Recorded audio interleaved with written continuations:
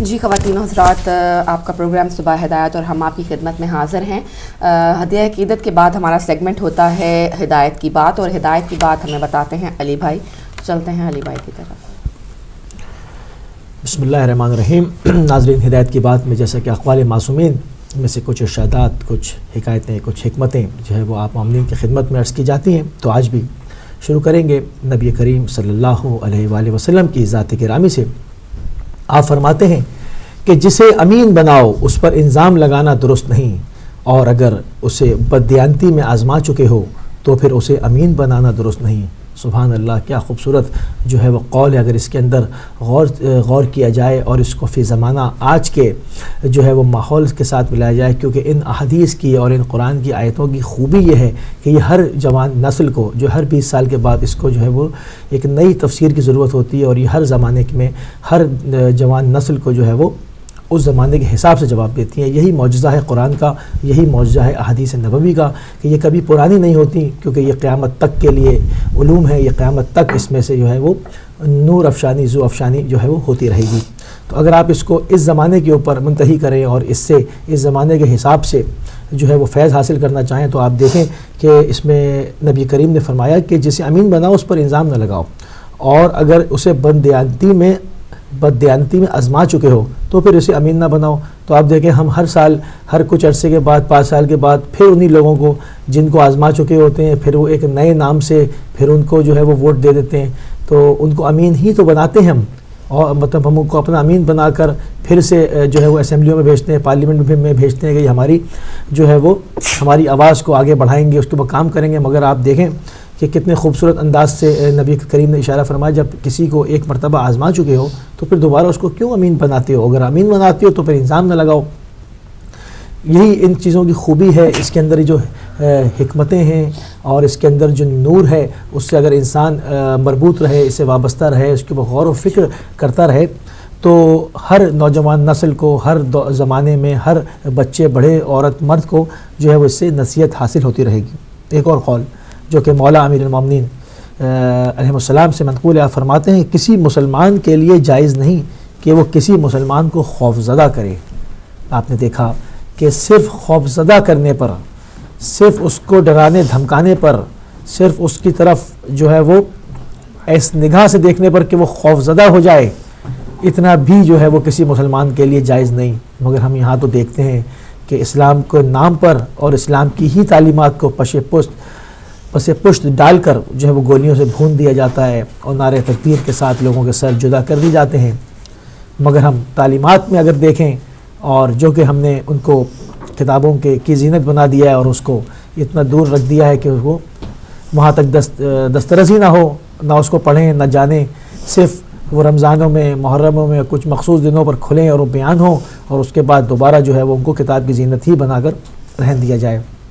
ان کو جو ہے وہ پریکٹیکل نہ کیا جائے، ان کو اپنے معاشرے میں لا کے اور ان کو اپنی زندگیوں پہ امپلیمنٹ ہی نہ کیا جائے۔ آپ دیکھیں کس طرح صرف خوفزدہ کرنے پر جو ہے وہ کہا جا رہا ہے کہ کسی مسلمان کے لیے جائز ہی نہیں ہے کہ وہ کسی مسلمان کلمہ گو کو جو ہے وہ خوفزدہ کرے۔ ایک اور قول امام علی رضا علیہ السلام سے نقل کریں گے، آپ فرماتے ہیں کہ فرعون بھی موت کو دیکھ کر ایمان لے آیا تھا، لہٰذا موت کو دیکھ کر ایمان لانا قبول نہیں ہوگا، قبول نہیں ہوتا۔ آپ دیکھیں کہ پوری زندگی جو ہے وہ لوگ اڑے رہتے ہیں، مگر اور اس خدا وحدہ لا شریک کے اوپر ایمان نہیں لے کر آتے، اس کے نبیوں پر ایمان نہیں لاتے، ان کی ائمہ کے اوپر ایمان نہیں لے کر آتے، اور اپنے کفر و شرک اور بدعت کے اوپر جو ہے وہ زندگیاں گزار دیتے ہیں۔ مگر آخری وقت میں جب وہ دیکھتے ہیں، جب وہ موت سے ٹھوکر کھا رہے ہوتے ہیں، اور اس وقت وہ ملائکہ کا نزول دیکھتے ہیں، یا وہ اپنے ارد گرد ان چیزوں کو دیکھتے ہیں، تو پھر اسی چیز سے کے لیے تنبیہ کی گئی ہے کہ اس وقت ایمان لانا تمہارے لیے جو ہے وہ قبول نہیں ہوتا، کیونکہ اس وقت تو تم اس کی نشانیاں آشکار دیکھ چکے ہو۔ جو وقت تمہارے امتحان کا تھا، جو جوانی کا حساب دینا ہے، جو تم نے اپنے مال و دولت کا حساب دینا ہے، جو تم نے اہل و اولاد کی پرورش کرنی ہے، ان تمام مراحل میں تو تم جو ہے وہ خدا کو چھوڑ چکے ہو، تو پھر اب ایمان لا کے تمہیں کیا فائدہ ہو سکتا ہے۔ ایک اور قول امام موسی کاظم علیہ السلام سے نقل کریں گے، آپ فرماتے ہیں کہ امام مہدی علیہ السلام لوگوں کی نظروں سے پوشیدہ تو رہیں گے، لیکن مومنین کے دلوں میں ان کی یاد زندہ رہے گی۔ آپ دیکھیں اس وقت بھی جہاں پر بھی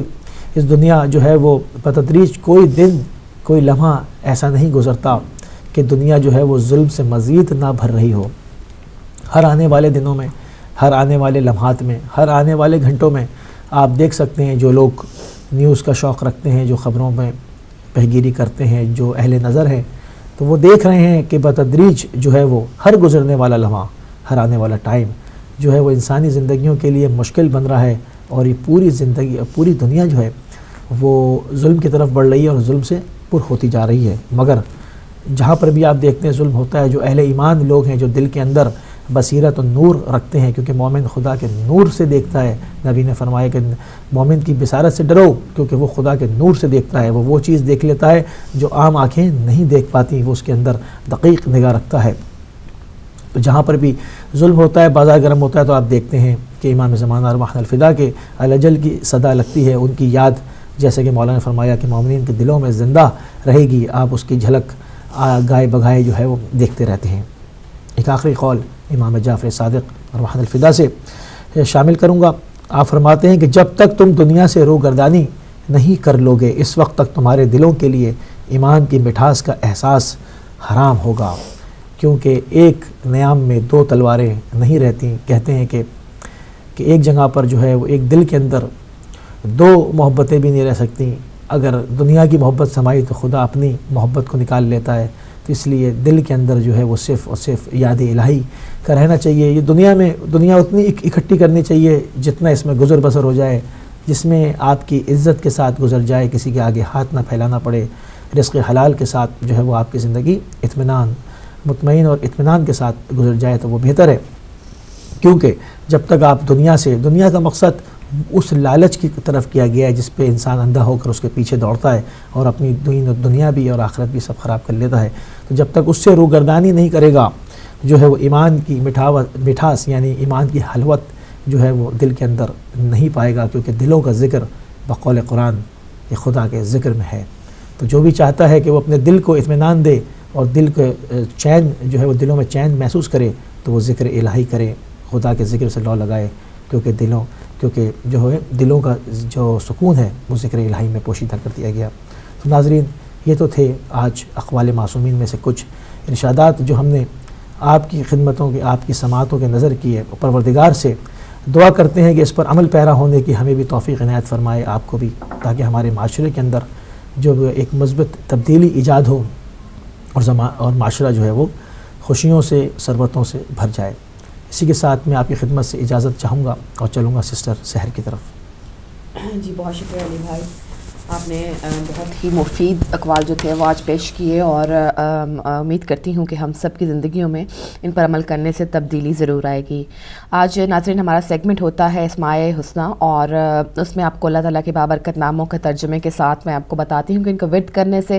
کیا فائدے ہماری زندگی میں حاصل ہو سکتے ہیں، اللہ تعالیٰ کا جو قرب ہے وہ کس طرح سے نصیب ہو سکتا ہے. اور لیکن اس سے پہلے بات کروں گی آج میں اسماء حسنیٰ کے پڑھنے کے طریقے کے بارے میں. اسماء حسنیٰ جو ہیں وہ تو ویسے بھی آپ کو میں نے بہت دفعہ بتایا، اور آپ لوگ خود بھی جانتے ہوں گے کہ اسماء اللہ تعالیٰ کا جو بھی نام ہے وہ آپ پڑھنا چاہیں تو اس کے لیے بغیر وضو کے آپ پڑھ سکتے ہیں. لیکن اگر ظاہر ہے اس کے لیے اہتمام کریں گے وضو کے ساتھ مخصوص جگہ پر اور ایک مخصوص مقدار میں پڑھیں گے تو اللہ تعالیٰ ظاہر ہے اس پہ زیادہ اپنا رحمت نازل کرے گا، اور جو آپ کی مشکل ہے یا جو آپ کی مراد ہے اس کو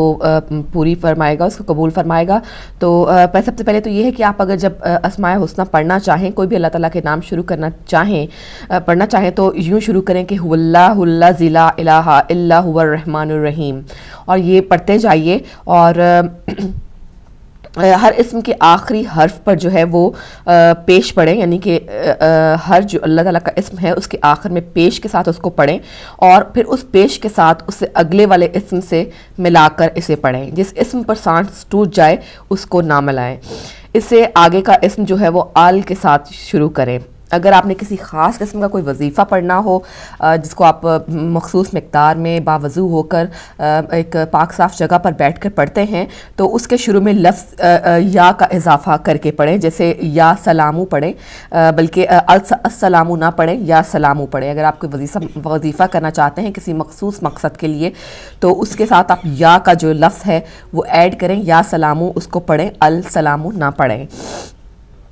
اسماء حسنیٰ کے مجموعی ورد کے لیے کوئی بھی جو خاص وقت ہے وہ مقرر نہیں ہے، جب وقت ملے بطور ورد اس کو پڑھتے رہیے، اس کو پڑھنا شروع کر دیجئے. آپ اس کو بغیر کسی مخصوص مقدار کے، بغیر کسی مخصوص تعداد کے بھی پڑھ سکتے ہیں. اور اس کے علاوہ جو انفرادی اسما ہیں اللہ تعالیٰ کے جو نام ہیں، ان کو خاص اوقات میں بزرگوں نے اپنے پیش نظر مقرر فرمایا ہے، اور اس کے مختلف قسم کے خواص ہیں جو مختلف روایتوں سے ظاہر ہوتے ہیں. بات کریں گے آج ہم اللہ کے چند مبارک ناموں کی. اور یوں تو اللہ تعالیٰ کے سارے نام ہی بابرکت ہیں، لیکن ان میں سے اللہ کا جو نام اللہ ہے، اس میں ذات ہے، اس میں ذات اور باقی اس میں صفات ہیں. یہ نام جب بھی تھا جب کائنات میں کچھ نہ تھا، اور اس وقت بھی ہوگا جب کچھ بھی نہ ہوگا. یہ نام جو ہے اللہ کا، اللہ یہ کائنات کی روح اور جان ہے. اسے حضرت آدم علیہ السلام نے ورد زبان کیا تو ان کا اضطراب سکون میں بدل گیا. اس نام کی برکت سے حضرت زکریا علیہ السلام بڑھاپے کی خزاں میں یحییٰ علیہ السلام جیسا پھول کھلا ان کی زندگی میں. اس نام کی تاثیر سے سیدنا ابراہیم علیہ السلام کے لیے دہکتا ہوا جو آگ تھا، جو آگ تھی وہ بجھ گئی. اس نام کو لینے والے یونس علیہ السلام نے مچھلی کے پیٹ میں پکارا تو غم سے نجات ملی. حضرت موسیٰ علیہ السلام نے پکارا تو پتھر سے چشمے رواں ہو گئے اور اچھلتا کودتا دریا خشک ہو گیا. حضرت عیسیٰ علیہ السلام نے اللہ کا نام لیا تو نابینا بینا ہو گیا. حضور اکرم صلی اللہ علیہ وآلہ وسلم نے اللہ کا نام لیا تو کنکریاں بول اٹھیں، چاند دو ٹکڑے ہو گیا، اور سخت سے سخت دلوں میں بھی ہدایت کے چشمے جو تھے وہ ابل پڑے. عرب کے شہر اور بستیاں رشد و صلاح کے نور سے جگمگا اٹھیں. اس لیے اللہ کا نام لینا کبھی بھی بیکار نہیں جاتا. اللہ جو نام ہے، یہ اللہ تعالیٰ کا اسم خاص، اسم ذات اور اسم اعظم ہے. اس نام کے معنی دنیا کی کسی زبان کا کوئی لفظ نہ تو احاطہ کر سکتا ہے اور نہ ہی اس کی وضاحت کر سکتا ہے. یہ نام اللہ تعالیٰ کے وحدہ لا شریک ہونے کے بارے میں آپ کی غیر یقینی کیفیت اور شہادت کا جو ہے وہ علاج ہے. اگر آپ اس میں خاص کو یا اللہ کو دن میں 1000 بار دہرائیں گے تو آپ کے دل سے شہادت دور ہو جائے گی، اور آپ کا ایمان جو ہے مستحکم ہو جائے گا، اور آپ کے جو آپ گمان کچھ غلط قسم کے انسانی دل میں جو وسوسے آتے ہیں ان سے بھی آپ نجات پائیں گے اگر آپ اللہ کا یہ نام جو ہے یا اللہ 1000 دفعہ ایک دن میں روزانہ پڑھ لیں. اور بہت ہی مختصر سے ٹائم میں یہ 1000 دفعہ پڑھا جاتا ہے، لیکن اس کے جو فوائد ہیں وہ بہت زیادہ ہیں اس ٹائم کی نسبت جو آپ اس کو پڑھنے میں گزاریں گے. الرحمن، پہلے بھی اس کے بارے میں ہم نے ذکر کیا، آج پھر کروں گی، جس کا مطلب ہے بے پایا رحم کرنے والا، بہت زیادہ ترس کھانے والا. تو رحمان ایسی ذات ہے جو ایسی ترس کھانے والی ذات ہے جو ہر ایک پر بغیر فرق کے ایک سا رحم جو ہے وہ کرتی ہے، رحم بھرا سلوک کرتی ہے. یہ اللہ تعالیٰ کی ذات ہے. اگر آپ ہر فرض نماز کے بعد اس اسم صفاتی کو 100 بار پڑھیں گے تو آپ کو یاداشت اور ذہانت کے علاوہ خشوع و خضوع بھرا دل بھی بخشا جائے گا. یعنی اللہ تعالیٰ آپ کی جو یاداشت ہے اس کو بھی تیز کرے گا، آپ کے کام میں برکت ڈالے گا، بلکہ آپ کے دل میں اللہ کی محبت جو ہے وہ مضبوط اور مستحکم ہو جائے گی. اور آپ کے جس طرح اللہ تعالیٰ کا نام اللہ لینے سے آپ کے دل سے جو ہے وہ بدگمانیاں اور شر اور وسوسے دور ہوتے ہیں، اسی طرح یہ نام لینے سے بھی آپ کے دل میں جو ایمان کی روشنی ہے وہ مکمل طور پر اجاگر ہو جائے گی. الرحیم، الرحیم کا مطلب ہے بے حد و بے حساب رحم کرنے والا. اللہ تعالیٰ کی ذات وہ بغیر دیکھے، بغیر کسی تفریق کے انسانوں پر رحم کرتی ہے، اور ان انسانوں پر بھی رحم کرتی ہے جو اس کے گناہ گار ہوتے ہیں، جو اللہ تعالیٰ کو اس کے احکامات پر عمل نہیں کرتے، مصیبت کے وقت اس کو نہیں پکارتے. لیکن اللہ تعالیٰ کی ذات جو ہے وہ اس قدر رحمان اور رحیم ہے، اس قدر بے حد اور بے حساب رحم کرنے والی ذات ہے کہ جب وہ رحم کرتی ہے، کیونکہ وہ اللہ کی ذات ہے، وہ جو چاہے کر دے اور جس طرح چاہے جس کو نواز دے، جس طرح سے چاہے جس پر رحم کرے. تو اللہ تعالیٰ ان پر بھی رحم فرماتا ہے جو اس کے راستے سے جو ہے وہ ہٹ چکے ہوتے ہیں. اگر آپ ہر نماز کے بعد یہ والا اسم جو ہے یا رحیم اس کو پڑھیں گے تو ہر شخص جو ہے آپ کا دوست ہو جائے گا، آپ پر مہربان ہو جائے گا. اب جب معاشرے میں، جب آپ دنیا میں باہر نکلیں گے تو لوگ آپ سے جو مہربانی سے پیش آئیں گے اور آپ کی عزت بھی کریں گے. الملکو، اس کا مطلب ہے حاکم کائنات کا، وہ اکیلا غیر محدود اختیارات کا مالک حکمران ہے. یعنی اللہ تعالیٰ کی ذات کے سوا اور کوئی بھی ذات جو ہے وہ اس دنیا کی اس کائنات کی مالک نہیں ہے، اور صرف اللہ تعالیٰ کے پاس ہی غیر لامحدود اختیارات ہیں، وہی حکمران ہے، وہی حاکم ہے، اس کے سوا کسی کے پاس وہ اختیارات نہیں ہیں، کسی کے پاس وہ جو حکمرانی نہیں ہے جو اللہ تعالیٰ کی ذات کے پاس پائی جاتی ہے۔ اور اسے ایک اور یعنی کہ اس کا اگر ترجمہ آپ کریں تو آپ اس کو اس طرح سے کہہ سکتے ہیں کہ یا مالک اگر